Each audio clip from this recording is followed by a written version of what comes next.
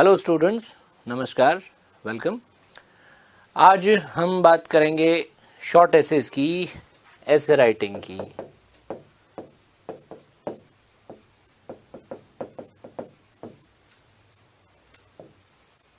ये हमारा आज का टॉपिक है।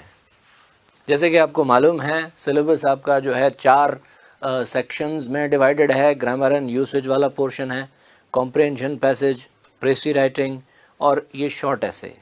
ठीक है, ऐसे सबसे पहले ऐसे राइटिंग की हम बात करें उससे पहले ये ऐसे होता क्या है, ऐसे किसको कहते हैं।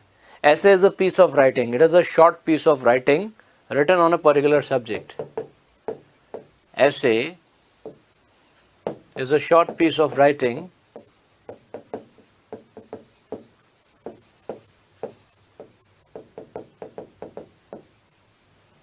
written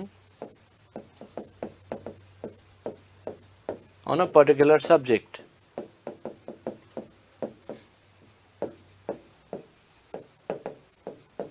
किसी पर्टिकुलर सब्जेक्ट पर, किसी एक विषय पर लिखी गई एक writing, short piece of writing. Short piece of writing इसलिए बोलते हैं क्योंकि ऐसे जो है वो शॉर्ट होता है ना। अब 600 वर्ड्स, 800 वर्ड्स, 2000 वर्ड्स, 3000 वर्ड्स कोई बहुत ज़्यादा नहीं होते। ठीक है, जैसे एक नॉवल से आप कंपेयर करोगे, नॉवल वैसे फिक्शन में आता है, या किसी ऐसी नॉन फिक्शन की किताब से आप कंपैरिजन करेंगे तो ऐसे की लेंथ तो बहुत कम होती है ना। तो ऐसे जो है it is not a long piece of writing, it is a short piece of writing. ठीक है, इसमें लिखने वाला किसी भी चीज़ के ऊपर अपने विचार, अपने थॉट्स को जो है एक्सप्रेस करता है। तरह तरह के एसेज होते हैं। कुछ एसेज जो हैं वो डिस्क्रिप्टिव होते हैं, जिसमें आप किसी चीज़ को डिस्क्राइब करते हो। ठीक है ना। कुछ एसेज ऐसे होते हैं जिसमें आप अपने विचार किसी चीज़ के ऊपर जो है रखते हो, एक्सपोजिटरी एसेज जिनको कहा जाता है। तो हमारे कॉम्पिटिटिव एग्जाम्स में जो एसेज आते हैं वो इस तरह के एक्सपोजिटरी एसेज होते हैं। ठीक है, देखिए ऐसे राइटिंग जो है उसको, मतलब एक क्वेश्चन कई लोगों के माइंड में कि ऐसे जो है उसको किस तरह से लिखा जाए, टॉपिक कौन कौन से हैं जो इम्पोर्टेंट होते हैं। तो इसमें देखिए प्रैक्टिस एक बहुत बड़ा रोल प्ले करती है। ठीक है, ऐसे राइटिंग के कुछ टिप्स या कुछ रूल्स जान करके, राइटिंग के कुछ बेसिक जो रूल्स होते हैं उनको जान करके और सीधा एग्जामिनेशन हॉल में जाके हम एक अच्छा ऐसे लिख करके आ जाएंगे। ठीक है, ये सोचना बिल्कुल एक अनरियलिस्टिक एक्सपेक्टेशन है। ठीक है, ऐसे राइटिंग जो है ना उसको एक आर्ट की तरह डेवलप करना होता है प्रैक्टिस के ज़रिए। अब इसमें दो चीज़ें होती हैं। एक तो जिस टॉपिक के ऊपर आप ऐसे लिख रहे हो उस टॉपिक के ऊपर आपको कितना नॉलेज है, आपके पास फैक्ट्स कितना है। ठीक है, कुछ तो लिखेंगे उसमें, जो भी टॉपिक आपको दिया गया है ऐसे लिखने के लिए, आप अपने विचार उस टॉपिक पर उसमें एक्सप्रेस करेंगे। आपको क्या लगता है, आपके क्या थॉट्स हैं, है ना। तो उसके लिए आपके पास में फैक्ट्स होने चाहिए, पॉइंट्स होने चाहिए, विचार होने चाहिए। ठीक है, लेकिन सिर्फ विचारों के, आइडियाज़ के, फैक्ट्स के होने से काम नहीं बनता। लैंग्वेज होनी चाहिए। आपके पास थॉट्स तो हैं लेकिन उन थॉट्स को आप लैंग्वेज में एक्सप्रेस नहीं कर पा रहे, है ना, तो वो थॉट्स जो हैं वो फिर किसी काम के नहीं। जिस टॉपिक पर ऐसे लिखने को दिया गया हमें, उस टॉपिक पर हमें बहुत कुछ आता है, हमने तो पीएचडी कर रखा है उसके ऊपर, इतना अच्छा नॉलेज है कि हम किसी से बहस में, आर्ग्यूमेंट में जीत सकते हैं। ठीक है, लेकिन इंग्लिश लैंग्वेज में हमें उस पर ऐसे लिखने को कहा जा रहा है और इंग्लिश लैंग्वेज के ऊपर हमारा कमांड ही नहीं है, ग्रिप ही नहीं है ना। हम अपने थॉट्स को जो है सही वर्ड्स में एक्सप्रेस नहीं कर पा रहे। जो सेंटेंस हम बना रहे हैं, हाँ, वो ग्रामेटिकली करेक्ट नहीं है, वर्ड्स की स्पेलिंग्स भी हम ठीक से नहीं लिख पा रहे। तो फिर वो जो विचार हैं, वो जो थॉट्स हैं, वो जो आइडियाज़ हैं, वो आपको मार्क्स नहीं दिलाएंगे। ठीक है, मार्क्स जो है क्या लिखा है उसके नहीं मिलने वाले आपको, उसके भी मार्क्स मिलने हैं, लेकिन उससे ज़्यादा इंपॉर्टेंट है आपने उस चीज़ को कैसे लिखा है, आपने अपने आइडियाज़ को वेल ऑर्गेनाइज्ड मैनर में किस तरह से प्रेजेंट किया है। एक तो वो, दूसरा आपकी लैंग्वेज कैसी है। लैंग्वेज और आइडियाज़ दो चीज़ें हैं इसमें। एक तो आपकी लैंग्वेज और दूसरे आपके आइडियाज़, विचार।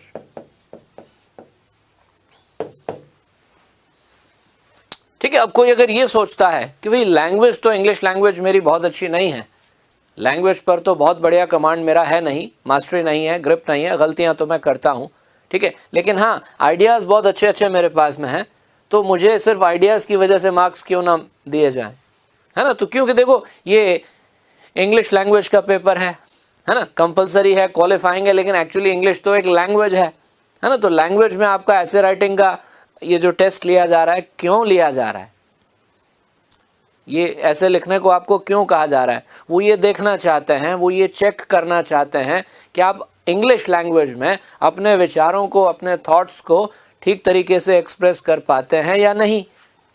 लैंग्वेज में आपके थॉट्स को एक्सप्रेस करने की जो क्षमता है, जो एबिलिटी है, उसका टेस्ट है ये तो, है ना। आपको उस टॉपिक के ऊपर कितना ज्ञान है, कितना नॉलेज है, उसका टेस्ट नहीं है।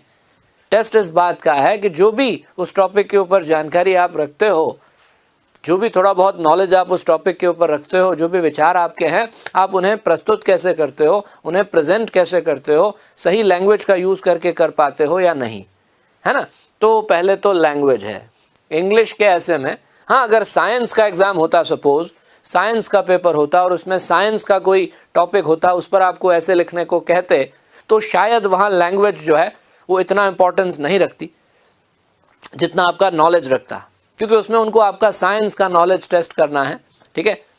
लेकिन ये तो इंग्लिश का एग्ज़ाम है ना, इंग्लिश का पेपर है, तो इसमें तो आपकी इंग्लिश लैंग्वेज पहले देखी जाएगी, उसके बाद आपका फैक्ट्स का जो नॉलेज है उसे देखा जाएगा, है ना। तो इसमें बिल्कुल मैंने स्टार्टिंग में आपसे कहा था, जब हमने स्टार्ट किया था, the very first day I talked about it, कि 300 मार्क्स हैं, इसमें से वो 70 मार्क्स वाला जो पोर्शन है, कौन सा, ग्रामर और यूसेज वाला, तो कई लोग जो हैं वो ये समझने की गलती कर देते हैं कि वो सिर्फ 70 मार्क्स का ही है। तो तब मैंने आपको बताया था वो 75 मार्क्स का नहीं है। आपको ऐसे राइटिंग में, आपको प्रेसी राइटिंग में, आपको कॉम्प्रिहेंशन में जो भी मार्क्स मिलने वाले हैं, तो वो उन चीज़ों की बदौलत मिलने वाले हैं। वोकैबुलरी, हाँ, ग्रामर का नॉलेज, सेंटेंस मेकिंग, अगर आप सेंटेंस बनाना जानते हो, देखो क्या होता है, ऐसे क्या होता है, ऐसे is a group of paragraphs. एक ऐसे जो है वो पैराग्राफ्स में डिवाइडेड होता है, पैराग्राफ्स का एक ग्रुप होता है, ठीक है ना। तो एक पैराग्राफ क्या होता है, paragraph is a group of sentences. Paragraph जो है वो सेंटेंसेस का एक ग्रुप है। तो इसका सीधा सा मतलब ये हुआ कि एक पैराग्राफ लिखने के लिए, पहले तो एक ऐसे लिखने के लिए आपको एक पैराग्राफ कैसे कंपोज किया जाता है ये पता होना चाहिए। In order to write a good essay, one must know how to write a good paragraph. एक अच्छा ऐसे लिखने के लिए हमें ये मालूम होना चाहिए कि एक अच्छा पैराग्राफ कैसे लिखते हैं, क्योंकि ऐसे को हम पैराग्राफ्स में बांटेंगे, है ना। We will divide it into paragraphs. तो अगर हम पैराग्राफ लिखना नहीं जानते हैं तो ऐसे लिखना कैसे आएगा हमें, ठीक है। अच्छा, पैराग्राफ क्या होता है, paragraph is a good group of sentences. Now if you want to write a good paragraph, you must be able to make good sentences. आपको अच्छे सेंटेंसेस बनाना आना चाहिए। You must have the ability to make good and grammatically correct sentences. अच्छे और grammatically correct sentences अगर आप बनाते हैं तो इसका मतलब कि आप एक पैराग्राफ लिख सकते हैं, ठीक है। और उसको तो फिर प्रैक्टिस से डेवलप किया जा सकता है, पैराग्राफ राइटिंग और ऐसे राइटिंग। लेकिन प्रॉब्लम सबसे ज़्यादा जहाँ आती है वो है लैंग्वेज।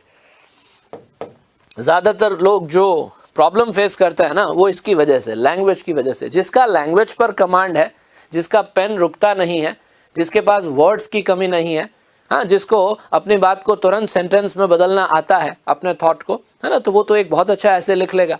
उसको तो फिर थोड़ी बहुत बातें, किस तरह से थॉट्स को ऑर्गेनाइज करना है, इसका अगर उसको आइडिया है ना, तो उसको कोई प्रॉब्लम नहीं आती। प्रॉब्लम उन्हीं लोगों को आती है जिनको प्रॉब्लम लैंग्वेज में होती है। बिलीव मी, ऐसे राइटिंग में समस्या उन लोगों को आती है जिनकी समस्या लैंग्वेज है। हाँ, जो ग्रामेटिकल मिस्टेक्स करते हैं, जिनकी वोकैबुलरी अच्छी नहीं है बहुत ज़्यादा, जिनकी स्पेलिंग्स जो हैं, जिनको याद नहीं है और गलत स्पेलिंग्स लिख के आते हैं, ठीक है, तो वो डेफिनेटली प्रॉब्लम फेस करते हैं, ठीक है। बाकी हाँ, लिखने में कोई प्रॉब्लम नहीं है तो उसको ऑर्गेनाइज करने में भी कोई प्रॉब्लम नहीं आती है, ठीक है। तो अब देखिए पैराग्राफ क्या होता है। अल्टीमेटली हम ऐसे की बात करने जा रहे हैं, लेकिन उससे पहले पैराग्राफ किसको कहते हैं, क्योंकि ऐसे जो है पैराग्राफ्स में डिवाइडेड होता है। हाँ, आप एक 5 पैराग्राफ ऐसे लिख सकते हो, 5 पैराग्राफ्स में आप अपने ऐसे को डिवाइड कर सकते हो। तो पैराग्राफ क्या होता है, paragraph is a group of related sentences, a group of related sentences dealing with the same topic.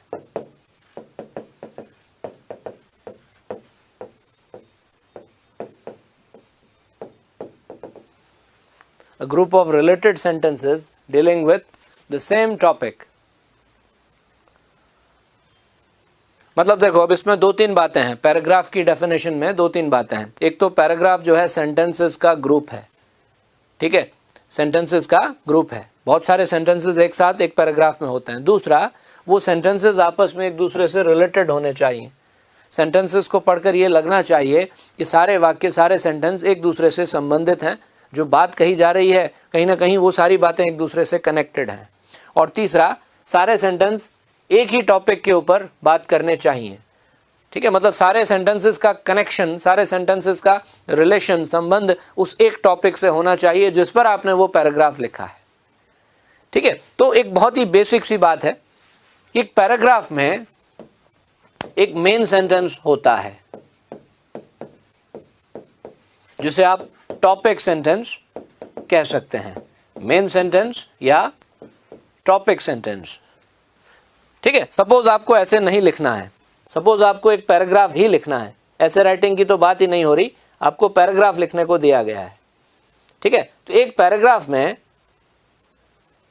एक सिंगल पैराग्राफ में एक ऐसा सेंटेंस जो उस पैराग्राफ का सेंट्रल आइडिया कैरी करता है कि उस पैराग्राफ में जो सबसे बड़ी बात आप कहना चाहते हो वो कौन सी है ना, तो वो एक सेंटेंस जो है उस पैराग्राफ का मेन सेंटेंस या उसका टॉपिक सेंटेंस कहलाता है, मेन सेंटेंस या टॉपिक सेंटेंस, ठीक है। उस पैराग्राफ में जो दूसरे सेंटेंस होते हैं वो सपोर्टिंग सेंटेंसेस होते हैं। क्या होते हैं? Supporting sentences. सपोर्टिंग सेंटेंसेस का काम होता है जो बात टॉपिक सेंटेंस में कही गई हो उसको सपोर्ट करना। टॉपिक सेंटेंस में आपने जो भी बात कही उसको सपोर्ट करते हैं, उसका समर्थन करते हैं सपोर्टिंग सेंटेंसेस। तो हर पैराग्राफ में एक मेन सेंटेंस और उसके कुछ सपोर्टिंग सेंटेंसेस होते हैं, ठीक है। तो वो सपोर्टिंग सेंटेंसेस अगर नहीं होंगे तो मेन आइडिया को सपोर्ट कैसे करोगे? आपने जो बात रखी है, आपका जो मतलब वो स्टेटमेंट है, थीसिस स्टेटमेंट जिसको बोलते हैं कि हाँ मेरा विचार तो ये है, तो आपको अपने उस विचार को मजबूत करने के लिए कुछ ऐसे आइडियाज़, कुछ ऐसे वाक्य, कुछ ऐसे सेंटेंसेस और लिखने होंगे जिससे आपकी जो बात है, आपकी जो थ्योरी है उसको थोड़ा और स्ट्रेंथ मिले, उसको और मजबूती मिले, है ना। तो this is how you make a paragraph. इस तरह से आप एक पैराग्राफ को कंपोज करते हैं, मेन सेंटेंस, टॉपिक सेंटेंस और उसके अलावा कुछ सपोर्टिंग सेंटेंसेस जो उसको सपोर्ट करें, ठीक है। जैसे मान लीजिए कि आप वुमेन एम्पावरमेंट के ऊपर एक पैराग्राफ लिख रहे हैं। किसके ऊपर? Women empowerment. एक एग्जांपल ही दे रहा हूं मैं, वुमेन एम्पावरमेंट, हिंदी में कहते हैं महिला सशक्तिकरण, इंग्लिश में कहते हैं वुमेन एम्पावरमेंट। इस पर एक ऐसे नहीं, सपोज आपको एक पैराग्राफ लिखना है मान लीजिए, है ना। तो अब वुमेन एम्पावरमेंट पर पैराग्राफ कैसे लिखोगे? वुमेन एम्पावरमेंट को समझा सकते हो कि वुमेन एम्पावरमेंट का मतलब क्या है, लेकिन अल्टीमेटली आपका जो तर्क है वो पूरे पैराग्राफ में वुमेन एम्पावरमेंट की परिभाषा थोड़ी ना देनी है आपको, ठीक है। आप इनिशियली कुछ लाइंस में वुमेन एम्पावरमेंट का मतलब क्या होता है ये बता सकते हो कि महिला सशक्तिकरण से क्या तात्पर्य है, इसका क्या मतलब है, ठीक है। लेकिन उसके बाद में एक मेन स्टेटमेंट आपका होगा जिसमें आप ये कहोगे कि वुमेन एम्पावरमेंट जो है वो आज के वक्त की एक ज़रूरत है, एक नीड है, एक आवश्यकता है, ठीक है ना। ये आपका मेन सेंटेंस हो जाएगा। अब आगे के सेंटेंसेस में आपको अपनी इस बात को साबित करना है कि वुमेन एम्पावरमेंट क्यों आज के वक्त की ज़रूरत है, हाँ, वुमेन को एम्पावर करना क्यों ज़रूरी है, महिला सशक्तिकरण की आवश्यकता क्यों है। आपने कह दिया कि हाँ महिला सशक्तिकरण का जो कॉन्सेप्ट है, ठीक है, ये मतलब इसकी एक नीड है, इसकी एक ज़रूरत है, क्यों है। हाँ, सपोर्टिंग सेंटेंसेस में आप अपनी उस बात को एस्टेब्लिश करेंगे। सपोर्टिंग सेंटेंसेस में आपने जो बात मेन सेंटेंस में कही है उसको आप एस्टेब्लिश करेंगे, ठीक है ना। वो मेन सेंटेंस वो डेफिनेशन नहीं है, मैं बता दूं आपको। अगर किसी एक या दो सेंटेंसेस में आपने वुमेन एम्पावरमेंट को डिफाइन किया है तो वो आपका टॉपिक सेंटेंस नहीं है, क्योंकि डेफिनेशन पर आधारित नहीं होगा पूरा पैराग्राफ।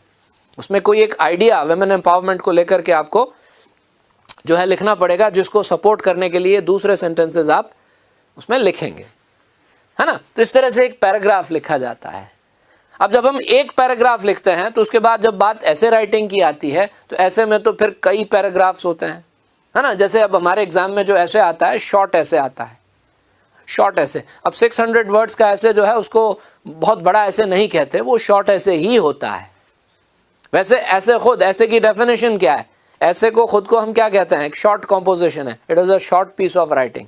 लेकिन उसमें भी अगर वर्ड्स इतने कम कर दिए जाएं, 600 या 300 वर्ड्स, तो 600 या 300 वर्ड्स के ऐसेज जो होते हैं वो बहुत ही शॉर्ट ऐसेज होते हैं, ठीक है। ये जो वर्ड काउंट एग्जाम में दिया जाता है, ये तो बात खैर पैराग्राफ की थी। अच्छा, इसमें एक बात और, इसमें सेंटेंसेस को आपस में ये दिखाना है कि सेंटेंसेस में आपस में एक दूसरे के साथ किसी तरह का कोई कनेक्शन है, रिलेशनशिप है।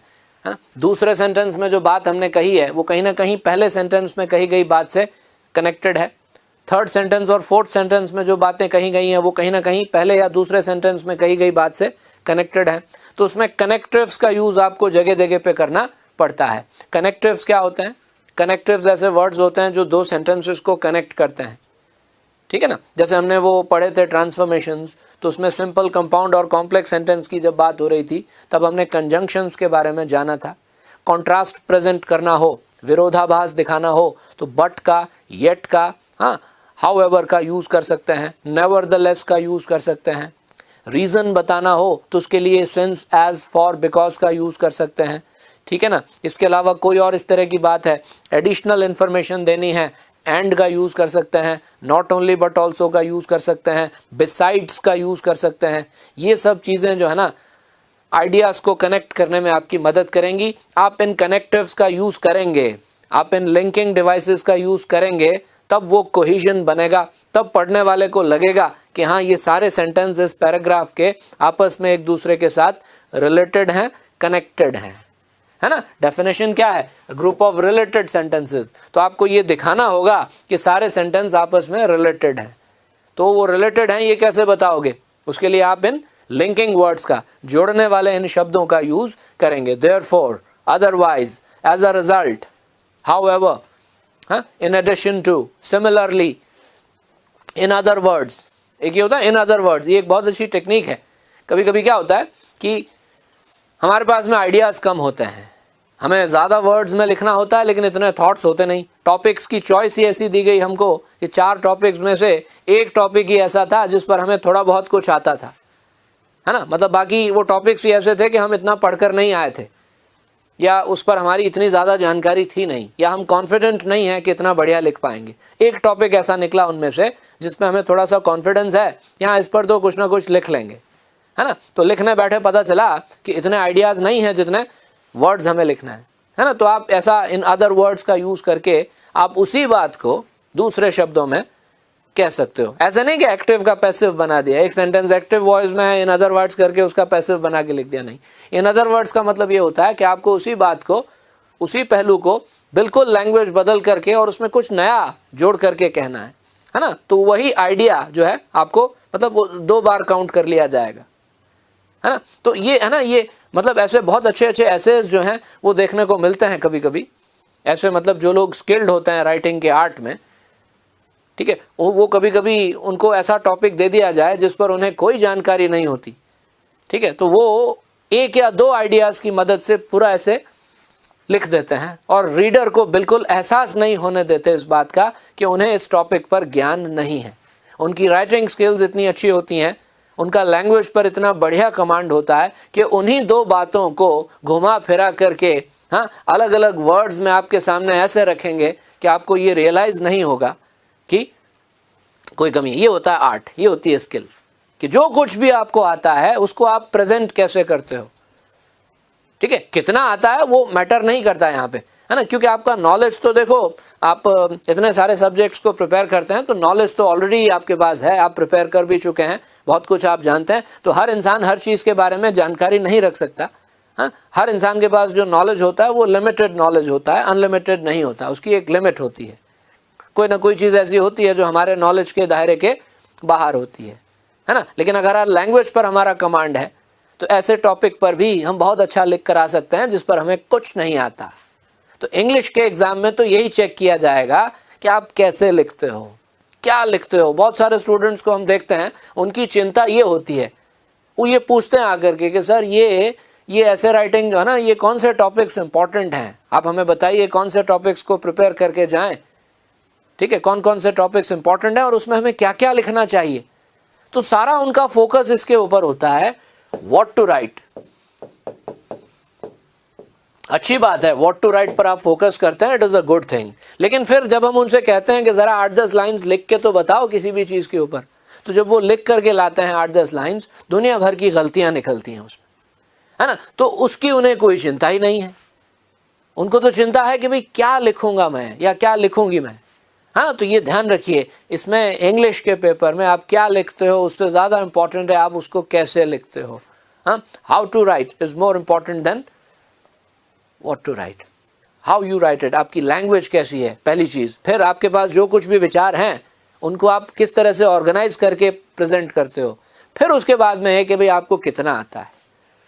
आपका फैक्ट्स का नॉलेज जो है वो, मतलब इसमें अगर हम सपोज मान लेते हैं 75 मार्क्स का आता है, लेकिन हम अपने कन्वीनियंस के लिए मान लेते हैं कि भाई 10 नंबर का ऐसे आता है, सपोज हमें 10 मार्क्स मिलने वाले हैं, 10 कर दो या 100 कर दो, समझना आसान होगा, है ना। तो इसमें फिर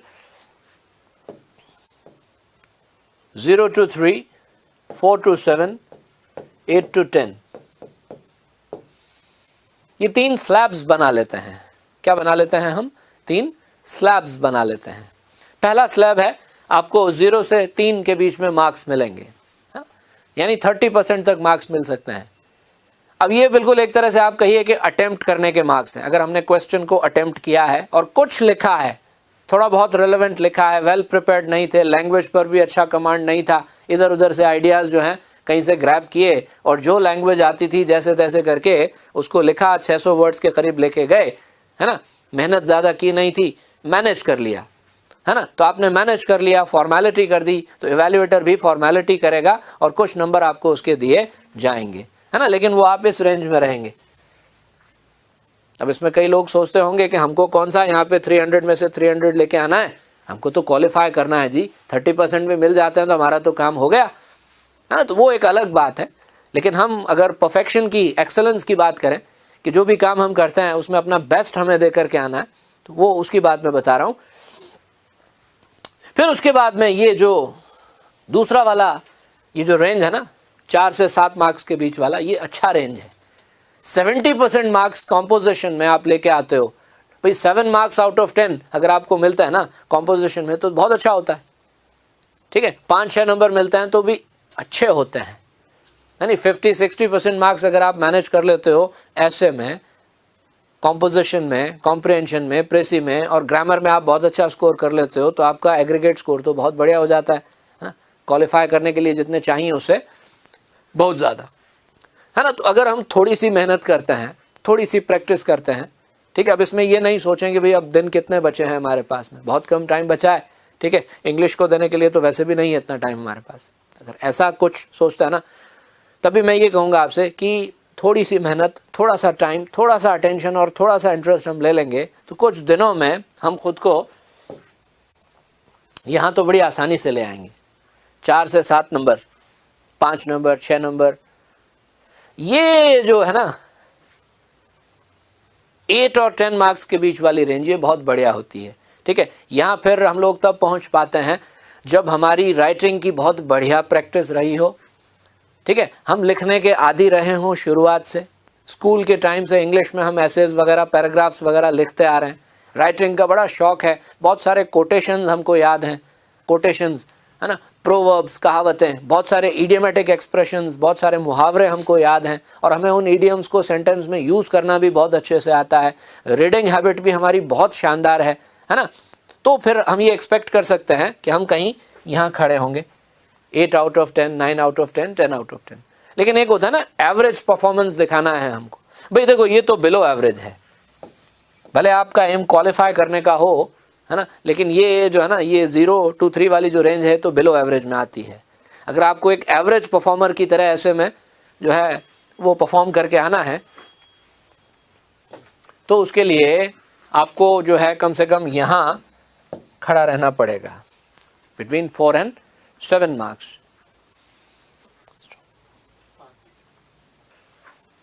ठीक है, तो इसके लिए थोड़ी सी मेहनत, थोड़ा सा एफर्ट, थोड़ा सा हार्डवर्क, थोड़ा सा इंटरेस्ट, थोड़ा सा पेशेंस उसकी हमें ज़रूरत होगी। ठीक है, अब इसमें देखिए कुछ ऐसी मिस्टेक्स होती हैं जो हमें हर हालत में अवॉइड करनी होती हैं। ठीक है, क्या होता है कि जब हम लिखते हैं ना, तो जो इवैल्यूएटर है, जो चेक करता है, जो देखता है हमारे वर्क को, गलतियों पर नज़र सबसे पहले जाती है ना। तो इसमें ध्यान रखें ख़ास कुछ बातों का कि पैराग्राफ हो या ऐसे, हमें ये वाली मिस्टेक्स हरगिज़ नहीं करनी है। कौन सी? स्पेलिंग मिस्टेक सबसे पहले तो बिल्कुल नहीं होनी चाहिए। कोई भी वर्ड आपको लगता है कि मुझे यूज़ करना है, अच्छा वर्ड है, मुझे आता है, सुन तो रखा है, लेकिन स्पेलिंग को लेकर के मैं श्योर नहीं हूँ, उसमें 2 एल आएंगे, ई 2 बार आएगा या 1 बार, है ना, इसको लेकर के मैं श्योर नहीं हूँ, है ना, तो गलत स्पेलिंग नहीं लिखनी है। हाँ, डोंट यूज़ दैट वर्ड। वो वर्ड यूज़ करके एक्सपेरिमेंट नहीं करना किसी तरह का। आप उन्हीं वर्ड्स को लिखें जिन वर्ड्स की स्पेलिंग आपको अच्छी तरह से आती हो। ठीक है, तो स्पेलिंग मिस्टेक हरगिज़ नहीं करनी, क्योंकि स्पेलिंग मिस्टेक सबसे पहले दिखती है। ठीक है, उसके बाद में जब हम बात करते हैं ग्रामेटिकल मिस्टेक्स की और यूसेज से रिलेटेड मिस्टेक्स की, तो उसमें एक तो आर्टिकल्स की मिस्टेक नहीं होनी चाहिए, अ, एन और द की। ठीक है, टेंस की मिस्टेक नहीं होनी चाहिए। वैसे तो कोई भी मिस्टेक नहीं होनी चाहिए, लेकिन ये वो मिस्टेक्स हैं जिन पर सबसे पहले ध्यान जाता है, रीड करने वाले का ध्यान। अगर आप भी इंग्लिश लैंग्वेज बहुत अच्छी तरह से जानते हैं, है ना, और आपको इंग्लिश में लिखा हुआ कोई काम, कोई वर्क, कोई पीस ऑफ राइटिंग चेक करने को दिया जाए, तो आपका ध्यान सबसे पहले इन गलतियों के ऊपर जाएगा। इफ़ यू नो इंग्लिश, है ना, you will pay attention to these mistakes. आपका ध्यान अपने आप जाएगा, नोटिस करोगे आप। Articles, tense, prepositions,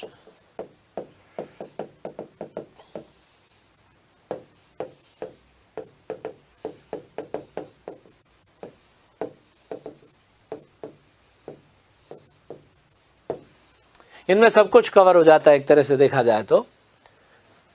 spelling mistake नहीं करनी।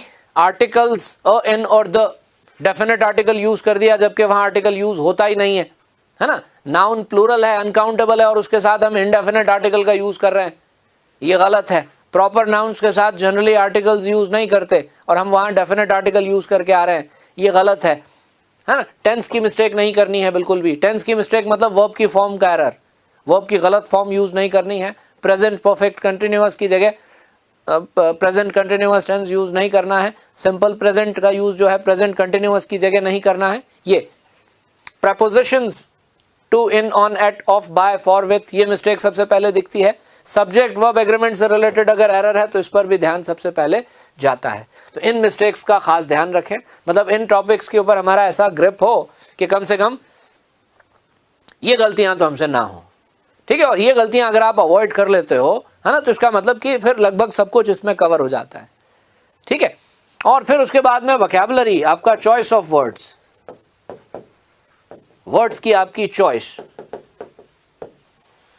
बहुत बार ऐसा होता है कि हम कुछ वर्ड्स का मीनिंग जानते हैं, लगभग अंदाजा होता है कि हाँ इसका ये मीनिंग हो सकता है, but we are not sure about it. Sure नहीं होते, शायद वाली बात है। शायद इस शब्द का ये अर्थ है, मैंने ये वर्ड कहीं पढ़ा तो है, 2-3 बार पढ़ा है, स्पेलिंग भी आती है, लेकिन एग्जैक्टली मैंने डिक्शनरी में इसको कभी लुकअप नहीं किया, तो मुझे लगता है इसका ये मतलब है।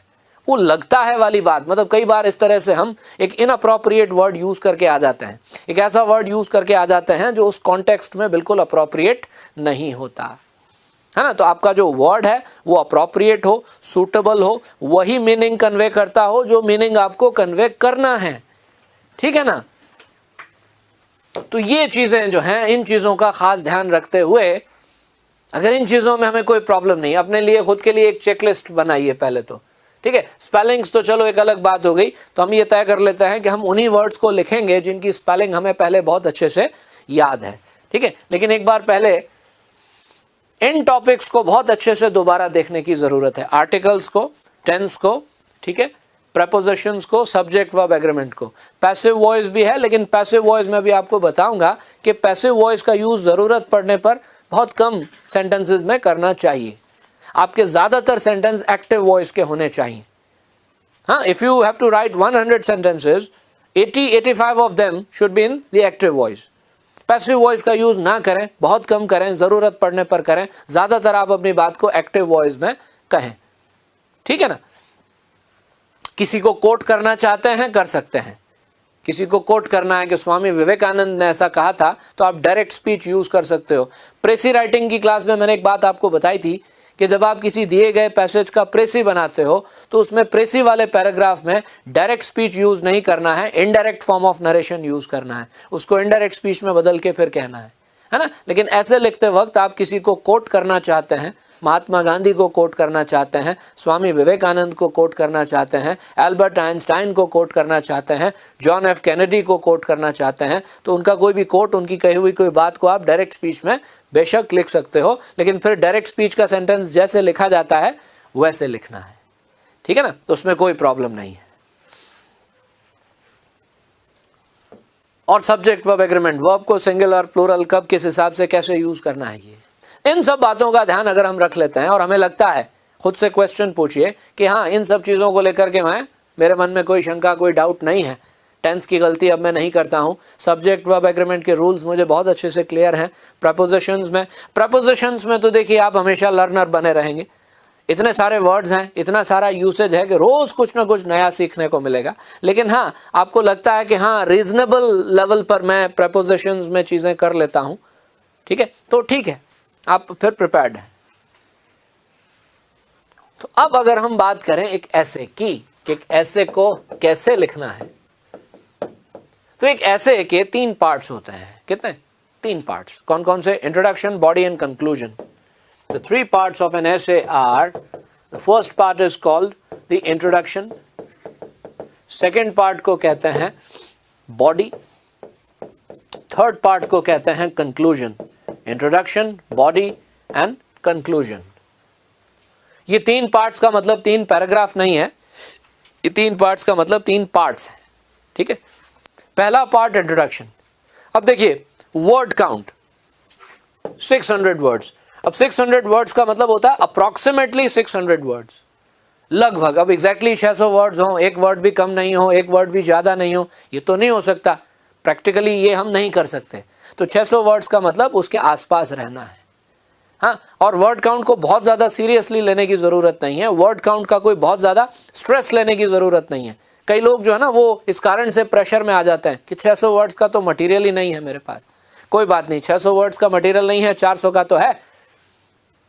तो वर्ड काउंट का बहुत ज़्यादा प्रेशर नहीं लेना है अपने ऊपर में। आप कुछ भी लिखेंगे, रेलेवेंट लिखेंगे, अच्छा लिखेंगे, यू विल गेट मार्क्स, ठीक है। आपको 75 आउट ऑफ 75 नहीं मिलेगा, लेकिन यू विल गेट मार्क्स, आपको उसके लिए मार्क्स जरूर मिलेंगे।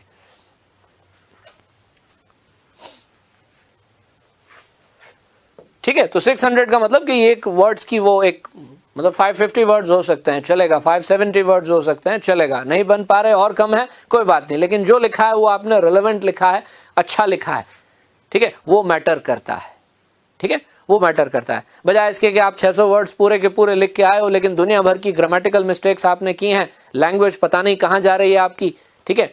सेंटेंसेस, देखिए सेंटेंस बनाते वक्त एक बात का ध्यान रखें, पैराग्राफ ऐसे को आप जो है ना वो पैराग्राफ्स में बांटेंगे। जैसे पहला पैराग्राफ जो है वो इंट्रोडक्शन होगा, पहले पैराग्राफ में आप अपने टॉपिक को इंट्रोड्यूस करेंगे, you will introduce your topic, आपका विषय क्या है, आपका जो वो स्टेटमेंट है, थीसिस स्टेटमेंट, वो इसमें आएगा कि भाई हाँ मैं ये बात कहना चाहता हूँ, मेरा ये विचार है, ठीक है। उसके बाद में जो बॉडी पैराग्राफ्स होंगे, जो बॉडी होगी उसको आप 3 पैराग्राफ्स में डिवाइड कर सकते हो। पैराग्राफ 1, पैराग्राफ 2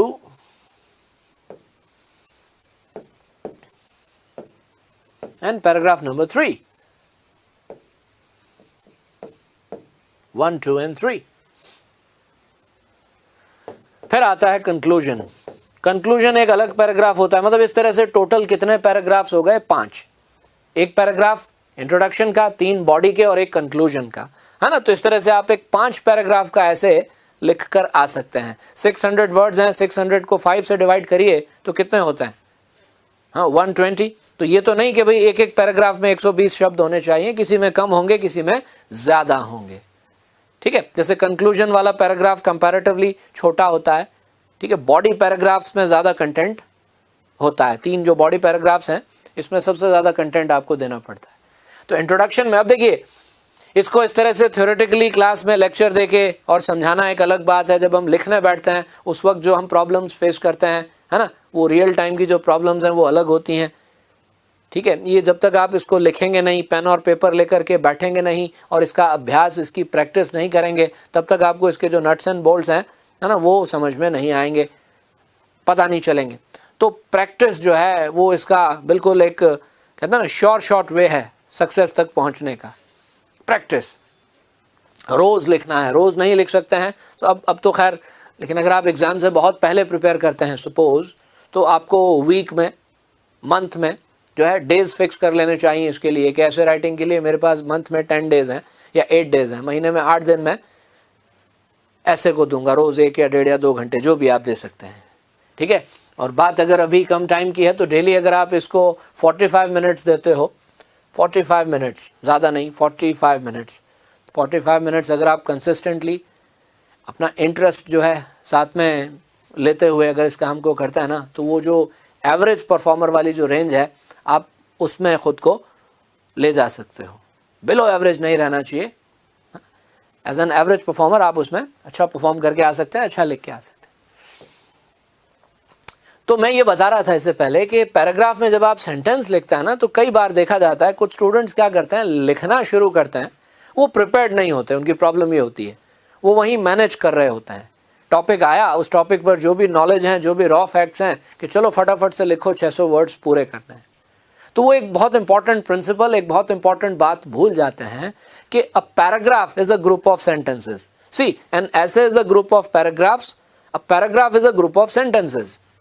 पैराग्राफ सेंटेंसेस का ग्रुप है ना, तो सेंटेंसेस का ग्रुप दिखाना पड़ेगा ना।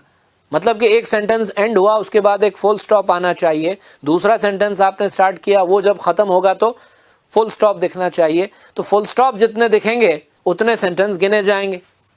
सपोज आपने सारे अफर्मेटिव, असर्टिव सेंटेंस बनाए हैं, अफर्मेटिव या नेगेटिव सेंटेंस बनाए हैं, तो अफर्मेटिव और नेगेटिव सेंटेंस जो है वो जब एंड होता है तो फुल स्टॉप लगता है।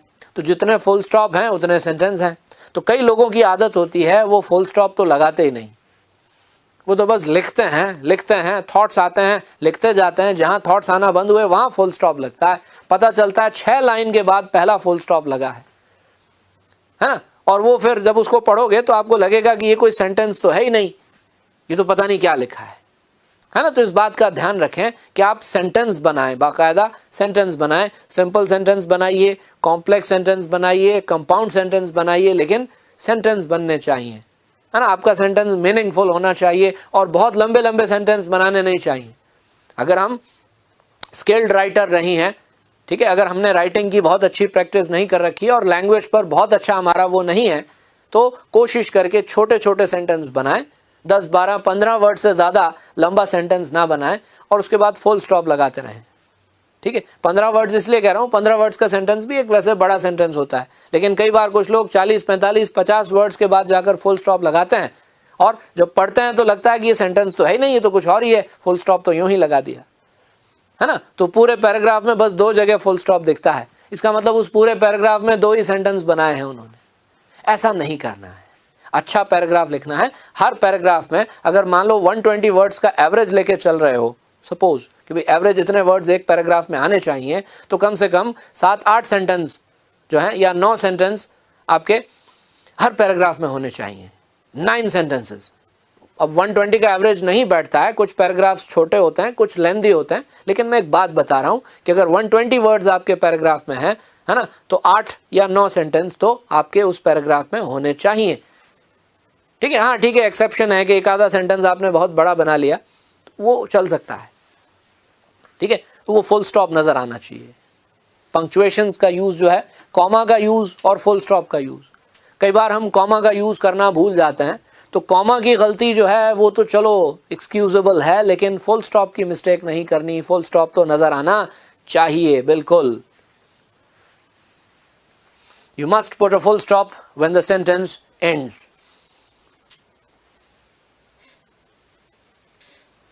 ठीक है ना, तो मतलब कुछ इस तरह का आपका एक ऐसे होगा, टॉपिक आ गया,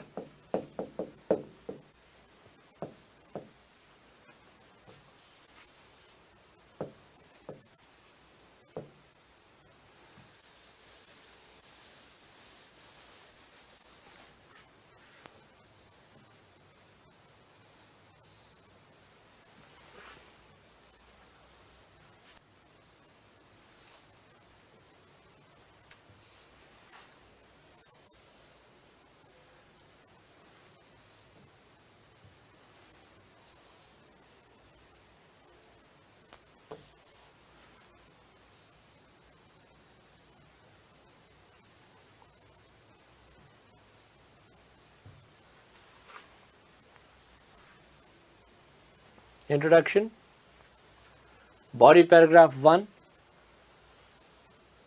body paragraph 2, third paragraph, conclusion. ठीक है, this is how it should look.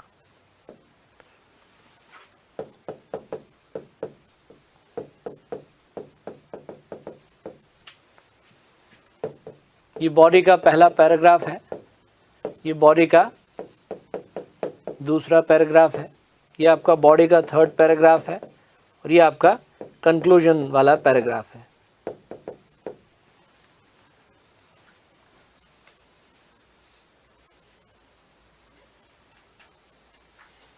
ठीक है, इसमें ये जो फर्स्ट बॉडी पैराग्राफ होता है ये सबसे इम्पॉर्टेंट होता है, क्योंकि इसमें अपने इंट्रोडक्शन में तो अपना आइडिया, अपना थीसिस स्टेटमेंट, जो बात आपको कहनी थी, है ना, जो सबसे इम्पॉर्टेंट लाइन आपके ऐसे की है, जो आपका सबसे बड़ा विचार है, उसको आप इंट्रोडक्शन वाले पैराग्राफ में लिखते हो। उसको सपोर्ट करता है, उसको सपोर्ट करते हैं तीनों बॉडी पैराग्राफ्स। तो जो फर्स्ट बॉडी पैराग्राफ है उसमें जो आर्ग्यूमेंट होता है ना, जो तर्क होता है, वो सबसे स्ट्रॉन्ग आर्ग्यूमेंट होता है। अपनी बात के पक्ष में आप जितने भी तर्क देंगे, जितने भी आर्ग्यूमेंट्स देंगे, सबसे स्ट्रॉन्ग आर्ग्यूमेंट आपका जो है वो फर्स्ट बॉडी पैराग्राफ में होता है। तो ये सबसे इम्पॉर्टेंट है। वैसे तो देखिए, इंट्रोडक्शन खुद अपने आप में, इंट्रोडक्शन का मतलब कहते हैं ना, the first impression is the last impression. तो इंट्रोडक्शन में जब आप ऐसे को लिखना स्टार्ट करते हैं तो जो पहली ही लाइन होती है, पहली ही लाइन, वो रीडर के अटेंशन को अट्रैक्ट करे, ऐसी होनी चाहिए। भाई देखिए, पढ़ना, हम लोग है ना, रीडिंग के मामले में हम में से ज़्यादातर लोग जो हैं, हमारी टेंडेंसी, हमारा नेचर होता है, हमारा स्वभाव होता है कि हम लोग मेंटली लेज़ी होते हैं, मेंटली लेज़ी हैं। आप देखते होंगे व्हाट्सएप पर भी अगर कोई पोस्ट आता है ना, तो छोटे पोस्ट जो होते हैं, कोई जोक है या कोई मैसेज है या कोई अच्छा सा पोस्ट है, तो छोटा पोस्ट तो हम पढ़ लेते हैं, लेकिन अब कुछ लोग जो है ना वो बड़े लंबे लंबे पोस्ट शेयर करते हैं, तो उसको देख के हम छोड़ देते हैं कि यार अब इतना लंबा कौन पढ़े, छोड़ो, उसमें बहुत इंपॉर्टेंट इन्फॉर्मेशन होगी, बहुत काम की बात उसमें कही गई होगी, लेकिन हम उसको छोड़ देते हैं टाइम की वजह से। और सबसे बड़ा कारण होता है मेंटली हम थोड़े से लेज़ी हैं, मेंटल एफर्ट करने में हमें थोड़ी दिक्कत आती है ना। हम कितने भी हार्ड वर्किंग हो, हम कितना भी फिजिकल लेबर करते हो, लेकिन ज़्यादातर लोग हम में से जो होते हैं वो कुछ हद तक मेंटली लेज़ी होते हैं, है ना। तो अगर पहली ही लाइन, अगर कोई बहुत लंबा पोस्ट है लेकिन उसकी जो पहली लाइन है, पहली लाइन तो हम पढ़ते ही हैं, वो पहली लाइन ऐसी है कि वो हमें मजबूर कर रही है कि अरे ये तो बहुत अच्छी बात लग रही है, इसको तो पढ़ना चाहिए, तो हम उस पूरे पोस्ट को ज़रूर पढ़ते हैं। तो सेम ऐसे राइटिंग में भी यही है, हाँ, रीडर को ये लगना चाहिए कि अगर मैंने ये ऐसे पूरा पढ़ लिया तो मेरी जानकारी में कुछ इजाफा होगा, ठीक है। अदरवाइज तो क्या होता है, एवैल्यूएटर जो होता है ना, एवैल्यूएटर इतना एक्सपीरियंस्ड होता है कि वो आपके ऐसे को अच्छी तरह से एक एक वर्ड रीड किए बगैर उसको वे कर सकता है। वे करने का मतलब क्या होता है, तोलना। गलतियों पर ध्यान जाता है, गलतियों पर नज़र जाती है, ओवरऑल एक असेसमेंट तो ऐसे भी हो जाता है कि इसको कितने मार्क्स देने चाहिए।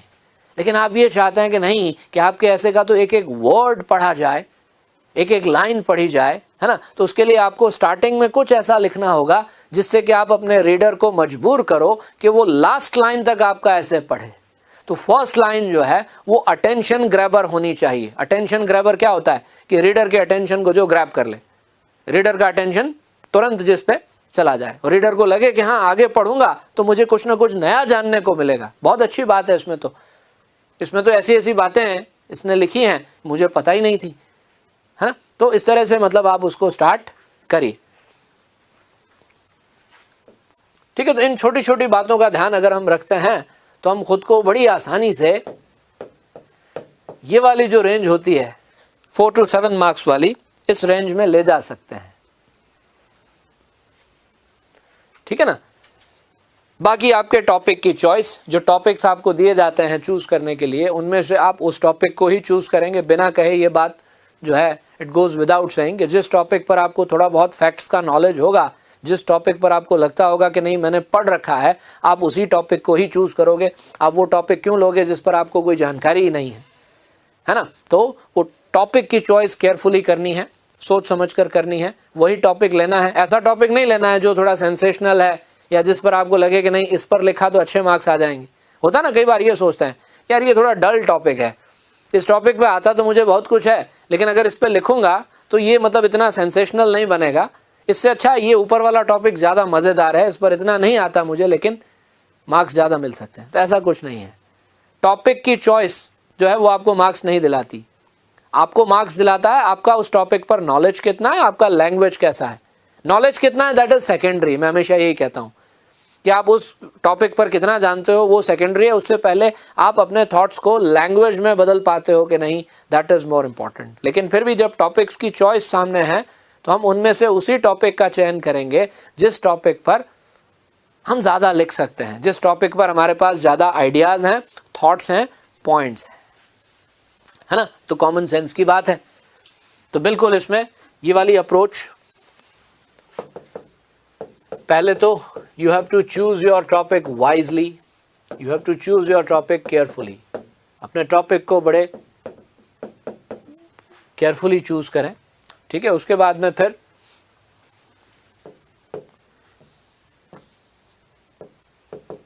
एक ड्राफ्ट बनाना होता है। वैसे तो क्या होता है कि जब हम घर पर ऐसे लिखने की तैयारी करते हैं ना, प्रेपरेशन करते हैं, तो हम ड्राफ्ट्स बनाते हैं।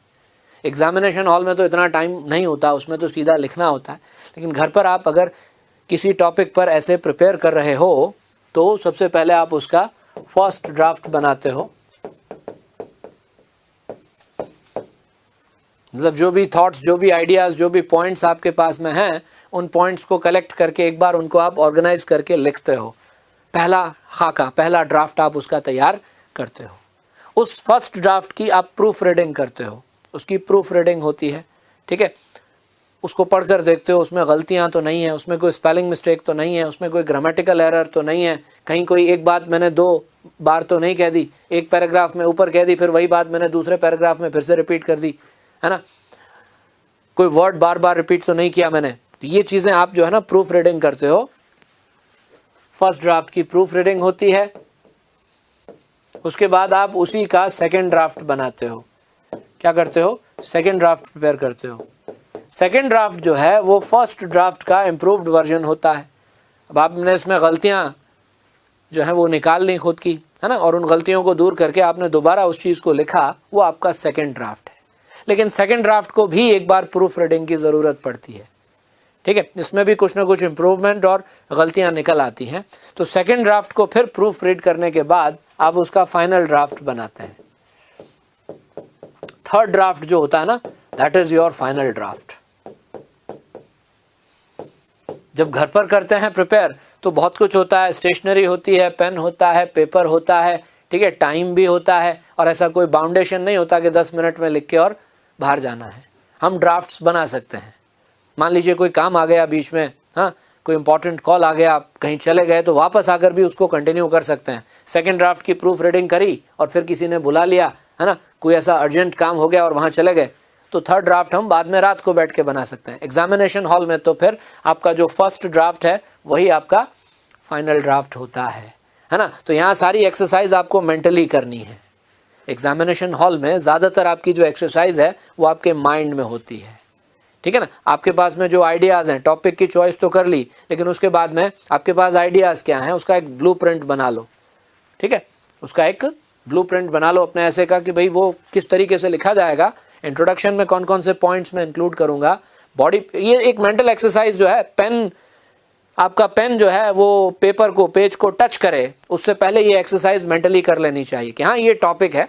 आप उसका माइंड में एक ब्लूप्रिंट बना लीजिए। इंट्रोडक्शन में मैं ये लिखूंगा, ठीक है, इसके फेवर में मेरे पास ये आर्ग्यूमेंट्स हैं, फर्स्ट बॉडी पैराग्राफ में मैं ये चीज़ें इंक्लूड करूंगा, सेकंड में ये, थर्ड में ये, ठीक है। तो उसके बाद काम करना आपके लिए आसान हो जाता है।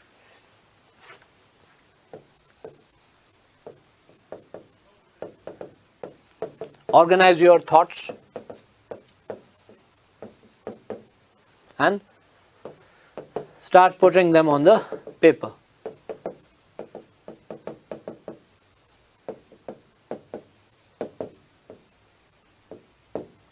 Start writing them on the page.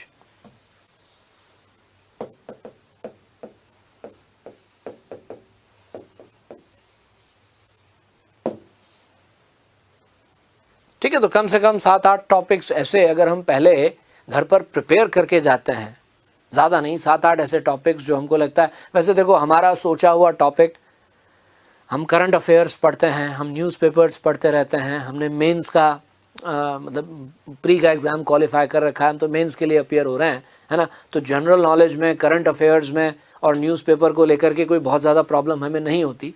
तो फैक्ट्स और नॉलेज तो हमारे पास होता है, उसके लिए हमें अलग से मेहनत नहीं करनी है। सबसे अच्छी बात क्या है कि ऐसे राइटिंग में कंटेंट के लिए ज़्यादा मेहनत आपको नहीं करनी पड़ती, क्योंकि कंटेंट आपके पास होता है। आपने इतनी स्टडी कर रखी होती है सारे सब्जेक्ट्स की, है ना, जीएस की, जनरल स्टडीज़ की, कि आपके पास कंटेंट की कमी नहीं होती। आपके पास जो है वो लैंग्वेज की प्रॉब्लम हो सकती है, बस वो नहीं हो, और उसको किस तरह से ऑर्गेनाइज करना है ये एक प्रॉब्लम आपके लिए हो सकती है, बस उसका ध्यान रखना है, ठीक है।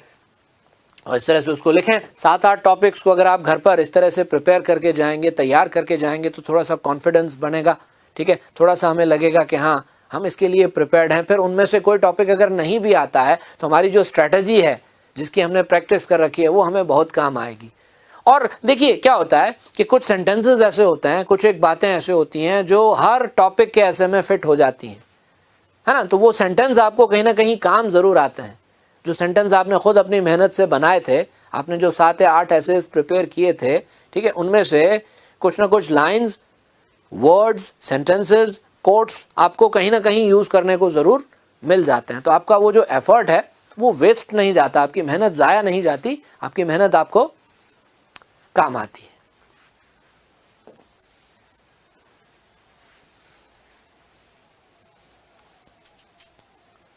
ठीक है ना।